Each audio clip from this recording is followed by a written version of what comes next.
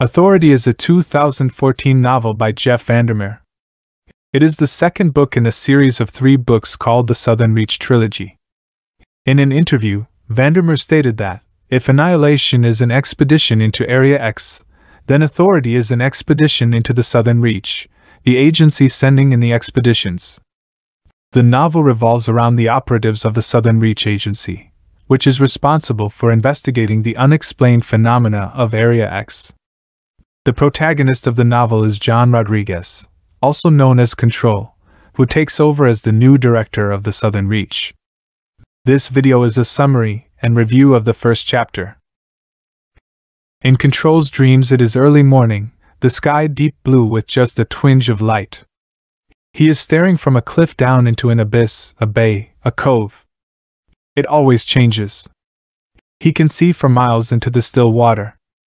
He can see ocean behemoths gliding there, like submarines or bell-shaped orchids or the wide hulls of ships, silent, ever-moving, the size of them conveying such a sense of power that he can feel the havoc of their passage even from so far above.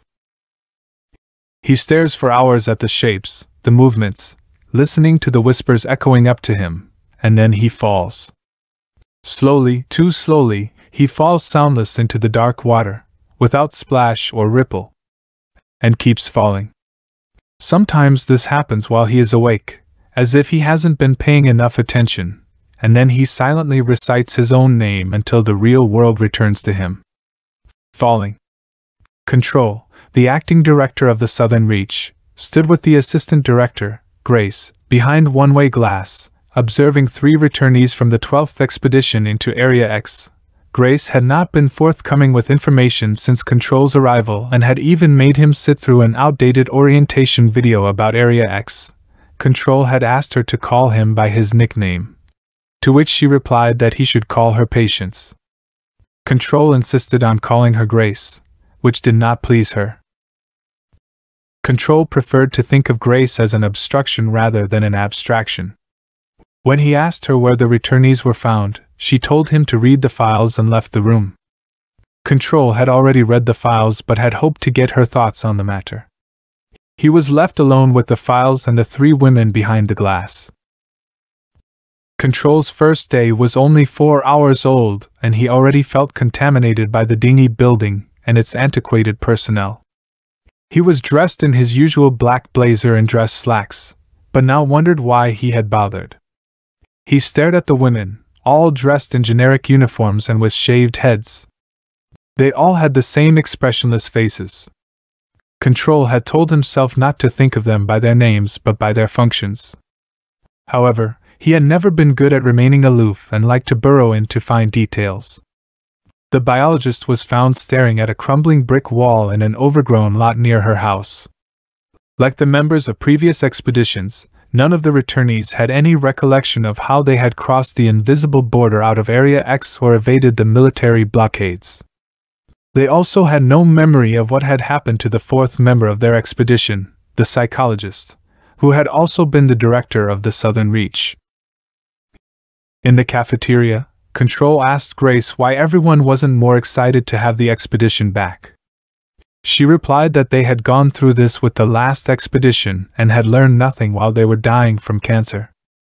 Control felt as if he were a sinker on one of his grandpa's fly rods, destined for the silt at the bottom of a lake. When the biologist turned her head and looked into the glass as if she could see Control, he felt embarrassed. He hadn't been told he would spend his first day questioning disoriented returnees from Area X. They had been picked up 6 weeks ago and subjected to a month of tests before being sent to the Southern Reach. Control had also been sent to Central for 2 weeks of briefings before being given an impression of urgency. The voice, his primary contact, had implied that this was an easy assignment to acclimate, assess, analyze, and then dig in deep. Control felt exasperated since his arrival. The voice, his primary contact, had implied that this was an easy assignment to acclimate, assess, analyze, and then dig in deep at the Southern Reach, a backward agency guarding a dormant secret. However, Control had not been told about the border around Area X that no one understood. Control had started as an operative in surveillance on domestic terror cells before being bumped up to data synthesis and organizational analysis. He had become known as a fixer, identifying other people's problems but not managing his own. At 38, he wanted to see something through, but no one liked a fixer. The Voice had also neglected to mention that Grace would hate Control for replacing the missing director. Grace had grown up lower middle class and had worked hard to get to her current position, while Control came from an invisible dynasty. Grace told Control that the returnees were ready and he followed her, tearing 2 of the files in half and throwing them in the wastebasket. He asked her why they were still keeping paper files. Control asked Grace why they didn't use the words alien or extraterrestrial to talk about Area X. She replied that no one was sure and they shouldn't prejudge the evidence. Control had a face for playing poker and was about 6 feet tall with an athletic build. He took pride in his diet and exercise but liked whiskey. Control told Grace that he only needed to interview one of the returnees, the biologist. Grace disagreed, but Control insisted, citing numbers 753 and 722. Grace told him that something was wrong with him, but Control ignored her and told her to keep the biologist and send the others back to their quarters. Grace left, still controlling the staff for the next week or 2. Control's mother, Jackie Severance, seemed like a flash of light across the distant night sky. She had followed her father into the service and excelled, operating at levels far above anything her father had achieved. Jack had brought her up sharp, organized, and ready to lead, but had also bred into her a casual cruelty and calculated indifference to others. As a parent, she was unreliable but had always encouraged Control in his headlong flight into the service. Control's grandfather, Jack, had once told him that he didn't have the temperament for the service. This had been devastating to Control but had made him more determined. Jack had a wildfire side while Control's mother was an icy blue flame. When Control was 8 or 9, he had gone to the summer cottage by the lake with his mother and grandfather. Grandpa would make him move the TV antenna to get better reception and called him Control, a nickname he had stolen from spy jargon. Control had held the nickname close as something cool that his grandpa had given him out of love. Control had liked knowing where the receivers would be and hitting them when he played football in high school. He had taken the name Control for his own, feeling the sting of condescension in it but never asking Grandpa if he had meant it that way. He had let his coworkers think it was a sports nickname, and had even told them to call him Control, hoping for a fresh start. Control wondered why the biologist had returned to an empty lot rather than her house. The other 2 returnees had returned to places with emotional attachments, but the biologist had stood in the lot for hours, oblivious to her surroundings. Control was adroit at picking up on mannerisms and nervous tics, but there was nothing like that on the surveillance tape. He sensed that this assignment hinged on details and detective work and nothing would come easy. During the preliminary interviews for the 12th expedition, the biologist had only divulged 753 words, including the word breakfast, as a complete answer to one question. Control had counted them and admired her response. Control had counted and recounted the words while waiting for his computer and security card to be set up. He had insisted on having the former director's office despite Grace's attempts to put him in a broom closet. He had also insisted that everything be left as it was, even personal items. Grace had told Control that he was a little off and not all there.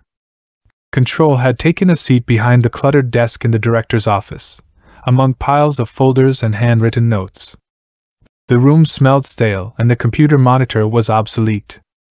The calendar dated back to the late 90s and Control wondered if that was when the director had started to lose the thread. He had a vision of her wandering through Area X with no real destination, devoured by her responsibility. Control saw that the former director had cared about the agency but not its functioning.